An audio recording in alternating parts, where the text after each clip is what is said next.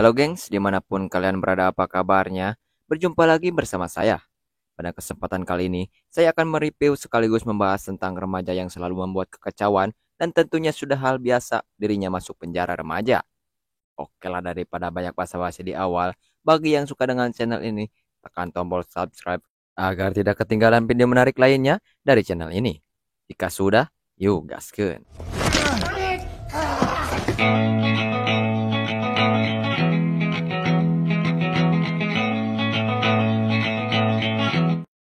Film diawali dengan diperlihatkannya seorang pemuda sekaligus tokoh utama yang bernama Tatsuya Iguchi yang sedang menjalani masa penahanan khusus remaja karena ulahnya yang sering membuat kekacauan setiap saat. Ia adalah pemimpin generasi kelima Tokyo Komae yang dijuluki sebagai anjing gila. Karena kegilaannya melawan para musuhnya, Iguchi berada di lembaga penahanan remaja pada usia 17 tahun. Namun, di dalam sana, dia tidak pernah belajar dari kesalahan dan terus mengulangi perbuatannya hingga akhirnya dia dikirimkan ke sel isolasi untuk menjalani hukuman. 6 bulan berlalu, akhirnya Iguchi pun dibebaskan dari pusat tahanan remaja. Kang Murad mengingatkan Iguchi untuk tidak membuat onar lagi dan tidak kembali pada tempat itu. Namun, 2 orang remaja yang tidak sengaja lewat malah memprovokasi Iguchi, sehingga Iguchi terpancing dan sangat marah juga tidak peduli jika dia baru keluar dari tempat itu. 3 bulan kemudian, Iguchi pun keluar lagi dari tempat itu dan Kang Murad sampai bosan mengingatkannya. Waktu pun berlalu, restoran tempat makan Ishidu yang bertugas sebagai kepala pengawas kepolisian bertemu dengan Paman Kim, juga Bibi Kim, yang bersedia menjadi wali Iguchi selama masa percobaannya keluar dari penjara remaja. Dan Iguchi akan bekerja di sana sebagai seorang pelayan. Mereka berdua akan berusaha membantu Iguchi selama rehabilitasnya menjadi seorang remaja yang patuh hukum dan akan menjauhkannya dari segala tindakan kejahatan. Sebelum Ishidu pulang, dia mengingatkan Iguchi untuk tidak berbuat kebodohan lagi di kotanya dan berpesan untuk tidak bertemu dengan orang-orang Komae lagi.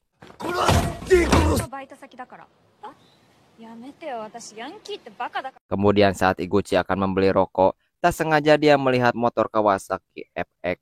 Dia sangat terkagum-kagum melihatnya karena motor itu salah satu motor impiannya yang dia inginkan. Namun, pemilik motor itu Abe Kaname tidak senang motornya dipegang-pegang oleh Iguchi, bahkan mengajaknya untuk berkelahi dengannya.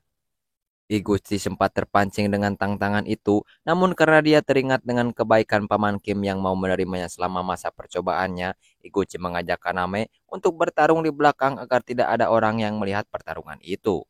Abe tak menyangka ada orang yang mau berkelahi dengannya dan menduga Iguchi bukan berasal dari kota itu. Dia akan memberikan semua rokok miliknya itu kalau Iguchi bisa mengalahkannya dalam pertarungan 1 lawan 1.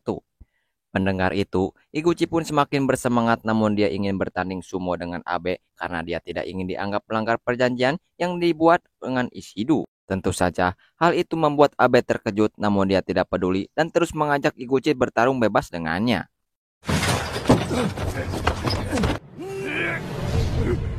Abe pun akhirnya menuruti permintaan Iguchi bertanding sumo dengannya, walaupun dia tidak tahu mengapa Iguchi bersikeras untuk bertanding sumo dengannya.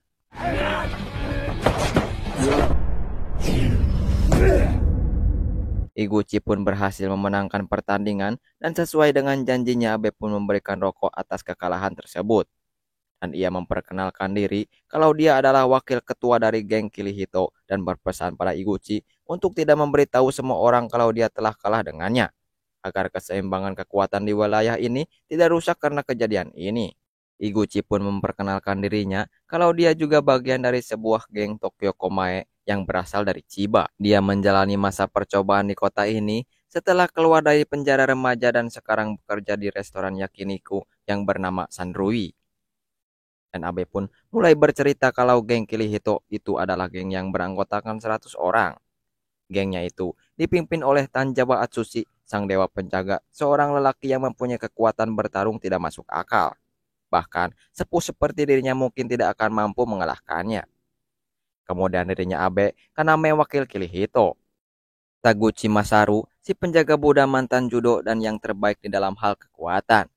Kapten penjaga Meguro Suya, si tinju gila Koyoken Banjo pengatur strategi dengan mempunyai kecepatan dalam bertarung paling baik di Kirihito. Kapten pasukan Nagashima Keiku, si pendekar pedang pembunuh bahkan Abe tidak bisa mengalahkannya kalau dia sudah memegang tongkat di tangannya. Dan dua orang anggota baru juga mempunyai kekuatan tempur tinggi, Muti Sogo sang dewa peti Reijin dan Samamura Ryo, dewa angin Fuji.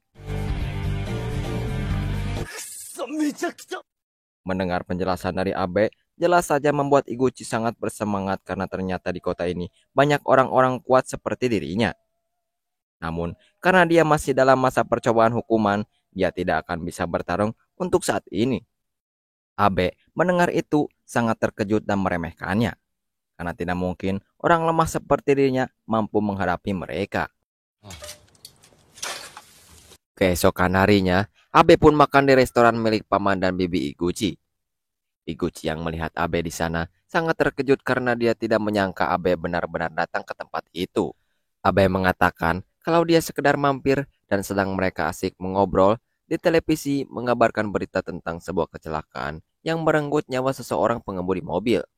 Menurut polisi yang menangani kecelakaan itu, ditemukan beberapa obat-obatan terlarang di dalam mobil tersebut. Abe yang melihat berita tersebut tidak begitu terkejut karena dia menduga kalau itu perbuatan dari geng Bakurakan, sebuah geng remaja yang melakukan kegiatan sama seperti layaknya gangster kejahatan.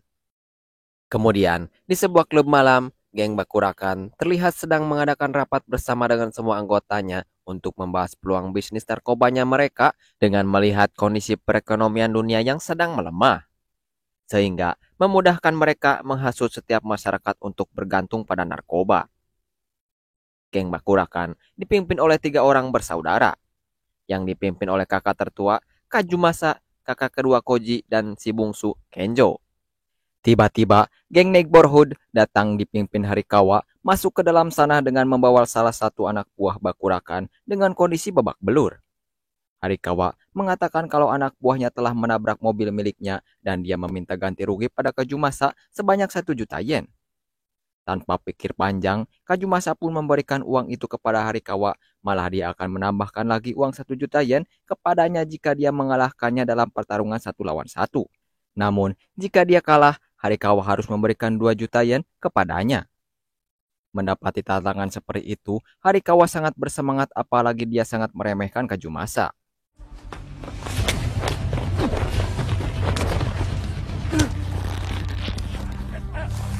Harikawa pun kalah dalam pertandingan itu dan dia harus membayar 2 juta yen saat itu juga.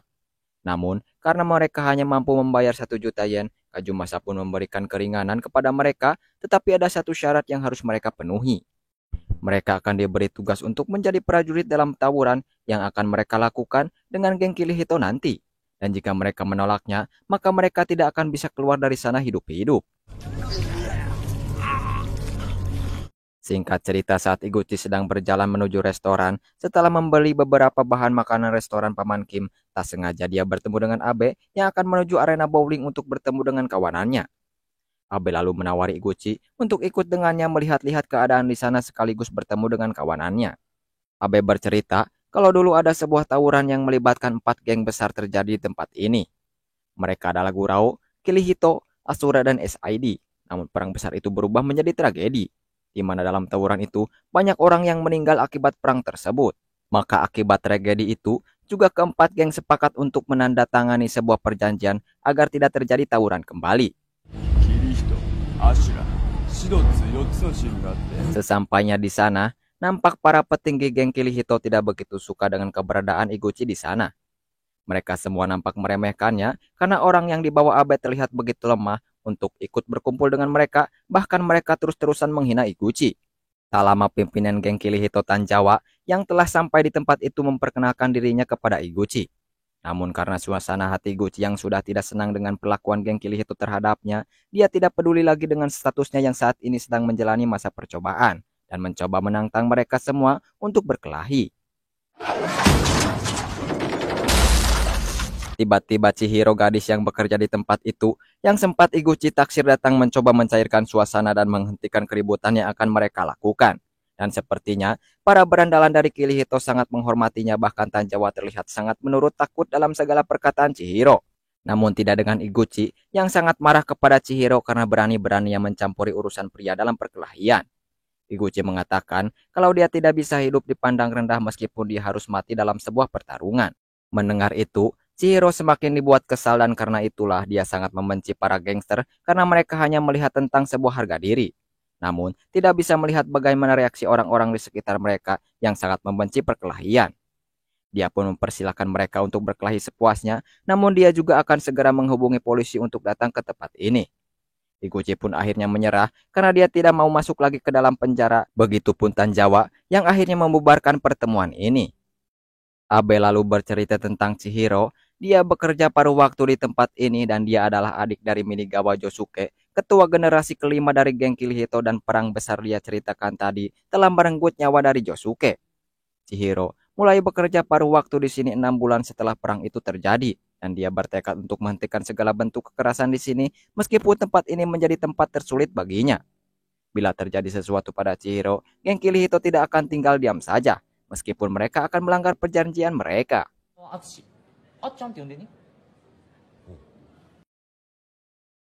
Keesokan harinya, Iguchi berada di tempat Abe ditemani Keiji dan Sogu.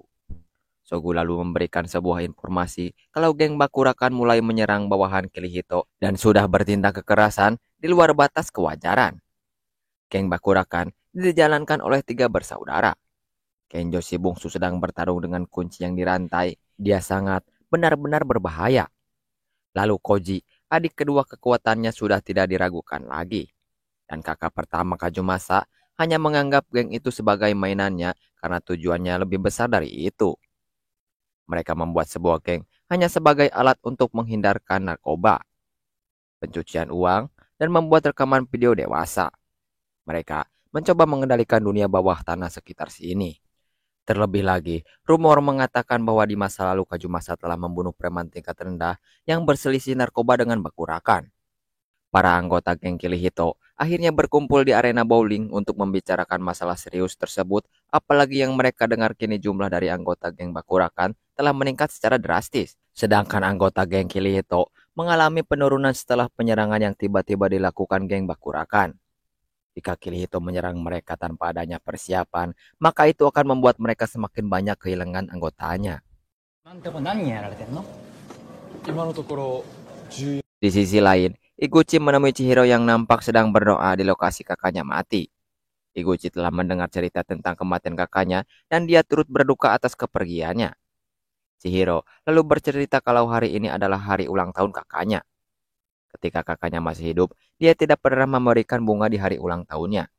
Namun, setelah kakaknya meninggal, mengapa dia malah sering memberikan bunga untuknya? Dia berharap kalau tidak akan ada lagi kekerasan di kotanya dan tidak ingin melihat orang mati konyol lagi. Karena akan ada orang yang bersedih. Meskipun berandalan sepertimu rela mati, itu lebih menyakitkan daripada hanya ditinggalkan. Tak berselang lama, geng Bakurakan lalu datang ke tempat itu untuk menemui para petinggi geng Kirihito. Chihiro yang mengetahui kedatangan geng Bakurakan ke sana mencoba untuk menghentikan pertikaian di antara mereka. Namun, dia malah mendapat tamparan dari Kazumasa yang tentunya membuat Iguchi sangat marah, tetapi dia dihentikan oleh Kenjo menggunakan senjatanya dan membuat Iguchi berdarah. Meskipun mendapat serangan seperti itu, Iguchi tidak mau melawan balik mereka di tempat itu. Karena dia teringat dengan perkataan Chihiro yang tidak ingin melihat lagi seseorang berkelahi di tempat itu. Kemudian, Tanjawa bertanya tujuan geng Bakurakan datang ke tempatnya. Apakah dia ingin menyingkirkan mereka dan ingin menjadi 4 geng terbesar di kota itu. Lalu Kazumasa mengatakan kalau dia tidak tertarik dengan hal-hal yang tidak memberikannya keuntungan 1 yen pun. Semua ini hanya untuk bisnisnya dan dia ingin melakukan bisnis transaksi narkoba di tempat ini. Namun karena adanya keberadaan geng Kirihito di sini, mereka tidak bisa leluasa berkuasa di tempat ini. Tanjawa yang mengetahui rencana mereka sesungguhnya pun tidak akan membiarkan mereka merusak tempat ini dan akan menghancurkan mereka semua bila sudah tiba waktunya. Keesokan harinya, Paman Kim mengajari Iguchi bagaimana caranya membuat makanan enak di restoran itu. Paman Kim juga bercerita ketika dulu memulai bisnis ini. Pada awalnya, dia hanya ingin makan yakiniku secara gratis. Namun, dia segera menyadari daging yang sama rasanya berbeda tergantung cara pemotongannya, dan dia melihat bagaimana para pelanggan menikmati masakannya. Jadi, dia memutuskan untuk melindungi istrinya dengan yakiniku. Paman Kim berpesan, meskipun Iguchi bodoh, tetapi dirinya bukanlah sampah, jadi berusahalah melindungi apa yang penting bagimu. Lalu, Bibi Kim datang mengatakan pada Iguchi kalau temannya berada di sini dan ternyata itu adalah Tanjawa. Sama halnya dengan Abe, Bibi Kim sangat senang kalau Iguchi mempunyai banyak teman di kota ini, yang kemudian memberikan beberapa daging gratis untuk Tanjawa. Namun, ketika Tanjawa dan Iguchi sedang mengobrol, beberapa pelanggan berteriak meminta bil pembayaran, tetapi sikap dari pelanggan itu agak menjengkelkan. Bahkan, dia meremehkan Iguchi karena menganggap sekerumpulan berandal hanyalah sampah yang tidak belajar. Bahkan, di masyarakat pun mereka berada di tempat posisi terbawah karena tidak berpendidikan. Tetapi, untung saja Baby Kim berhasil menengahi ketegangan di antara mereka, sehingga Iguchi bisa meredakan emosinya, tetapi tidak dengan Tanjawa.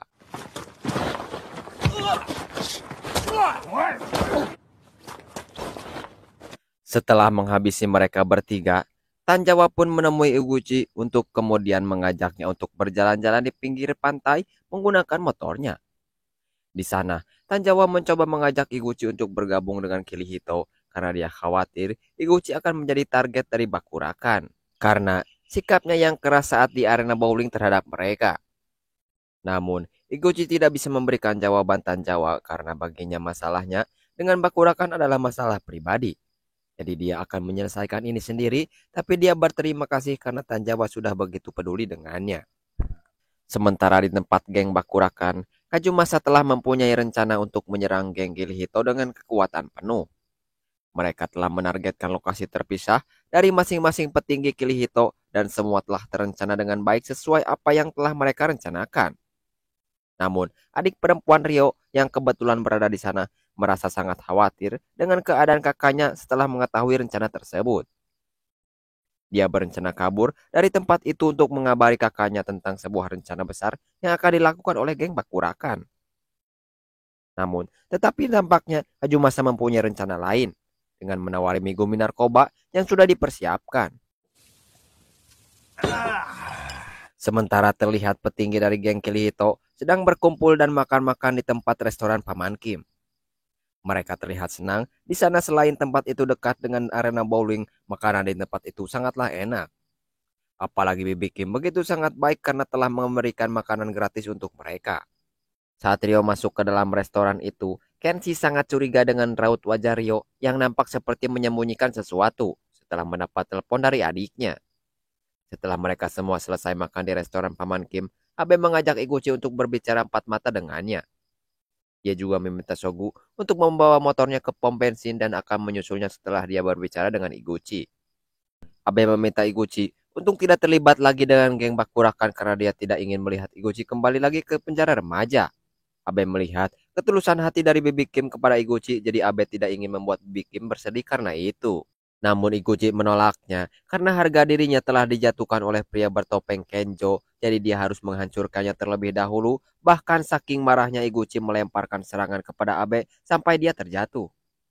Chihiro yang melihat kejadian itu bingung dengan apa yang sebenarnya terjadi di antara mereka. Karena mereka hanya terdiam yang kemudian pergi meninggalkan Chihiro. Chihiro pun akhirnya bertanya kepada Iguchi tentang apa yang telah terjadi di antara mereka ketika Iguchi mengantarnya menuju ke stasiun. Iguchi mengatakan kalau Abe telah meninjunya sekali, jadi dia membalasnya sekali saja dan itu bukanlah perkelahian. Iguchi bisa saja mendapat masalah kalau dia melakukan perkelahian lagi dan bisa saja tertangkap dan masuk penjara remaja lagi. Chihiro agak terkejut karena dia baru mengetahui kalau Iguchi baru saja keluar dari penjara, namun yang dia tahu Abe sangat peduli dengan Iguchi, meskipun dia terlihat seperti itu. Tapi percayalah, dia sungguh peduli dengannya. Abe pun merasa sangat kesakitan di bahunya setelah mendapat serangan dari Iguchi, namun Abe tidak bisa marah terhadapnya meskipun dia terlihat bodoh. pemarah, dan sombong, tapi Iguchi berusaha keras untuk memutuskan hubungan dengan dunia Kirihito dan mencoba menyelesaikan masalahnya sendiri. Lalu, tiba-tiba gerombolan geng Bakurakan yang dipimpin Kenjo datang mengepung mereka berdua, begitu pula dengan geng Bakurakan lainnya yang mengepung markas rahasia dari geng Kirihito yang dipimpin oleh Harikawa dari geng Neighborhood. Bahkan, restoran yakiniku milik Paman Kim juga menjadi sasaran dari geng Bakurakan yang dipimpin oleh Koji. Sementara Kajumasa menyerang tempat arena bowling tempat Kenshin berada.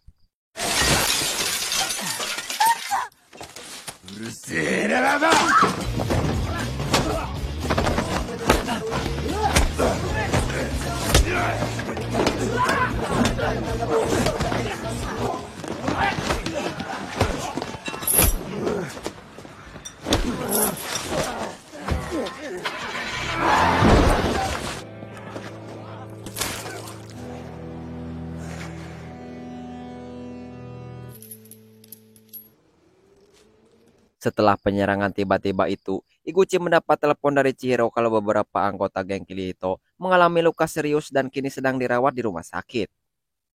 Sesampainya di rumah sakit, Iguchi mendapat kabar kalau Sogu mendapat 2 jahitan di bagian kepalanya dan lengannya patah.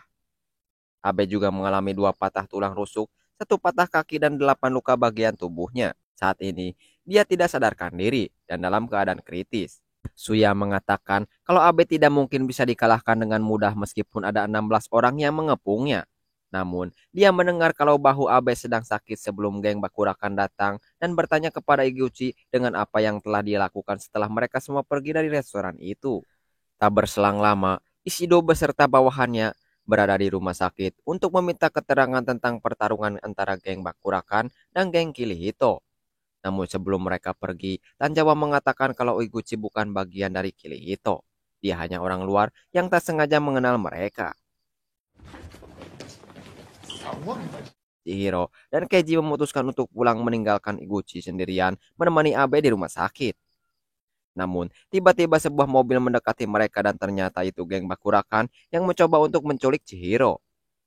Mereka lalu menyerang Keiji dan berpesan kalau geng Kirihito ingin menyelamatkannya, datanglah ke bangunan kosong pabrik Hayama.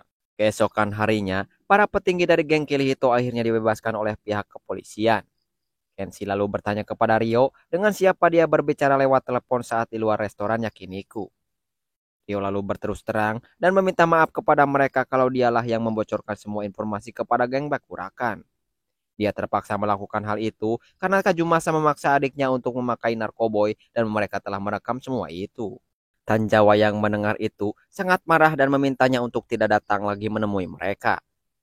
Suya lalu mendapat telepon dari Keiji dan mengatakan bahwa Chihiro telah diculik oleh geng Bakurakan. Mendengar itu, Tanjawa memutuskan untuk pergi ke sana sendirian karena tidak ingin melihat teman-temannya terluka lagi dan meminta kawanannya untuk tidak khawatir. Meskipun Tanjawa pergi sendiri, dia tidak akan kalah semudah itu, namun kawanannya tidak akan membiarkan dia untuk pergi sendiri. Karena bagi mereka, geng Kirihito lebih dari sekedar pertemanan. Ternyata, mereka semua sengaja dibebaskan oleh Ishido karena tujuan juga meringkus geng Bakurakan yang selama ini sulit mereka tangkap. Ishido sengaja membiarkan mereka bentrok agar pihak kepolisian bisa meringkus kedua geng tersebut sekaligus. Di sisi lain, ketika Iguchi sedang membersihkan sisa-sisa kerusakan di restoran itu, Keiji menemuinya dan mengatakan kalau Chihiro diculik oleh geng Bakurakan dan meminta geng Kirihito untuk datang ke bangunan kosong pabrik Hayama. Iguchi pun lalu bertemu dengan yang lainnya juga menuju ke bangunan kosong tersebut untuk menolong Chihiro. Mereka berenam pun telah sampai di tempat itu dan bersiap menghadapi geng Bakurakan yang terkenal brutal di kota ini.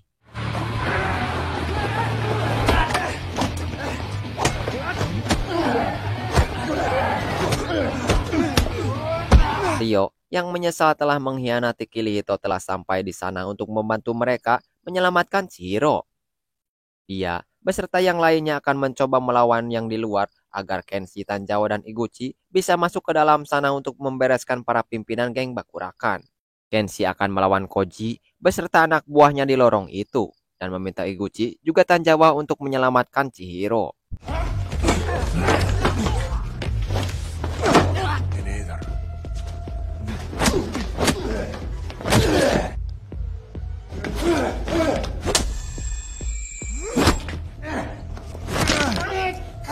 Mereka berdua pun telah sampai di ruangan Chihiro disekap. Namun karena Kazumasa tidak berada di sana, Tanjawa meminta Iguchi untuk menyelesaikan di ruangan itu. Sementara dirinya menuju ke atap gedung dan akan menghabisi Kazumasa.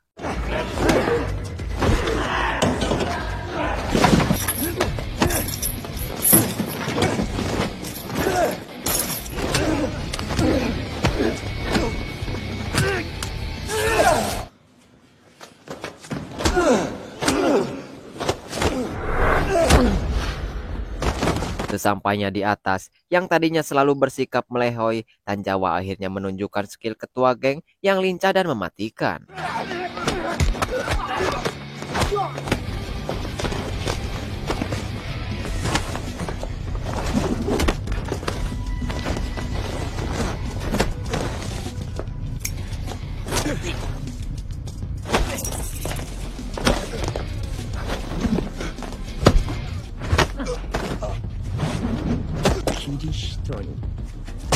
Setelah melumpuhkan Kenjo, Tanjawa yang telah berada di sana berusaha untuk melepaskan ikatan Chihiro, namun tiba-tiba Kazumasa yang ternyata masih sadarkan diri mencoba untuk menghentikan mereka dengan pistol yang dia miliki.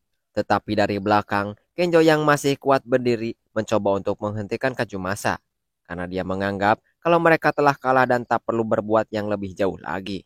Suara sirine polisi pun terdengar dan Kenjo meminta mereka untuk segera pergi dari tempat itu melalui tangga darurat belakang gedung ini. Bakurakan telah berakhir dan dia akan bertanggung jawab menyelesaikan semua ini terhadap para polisi.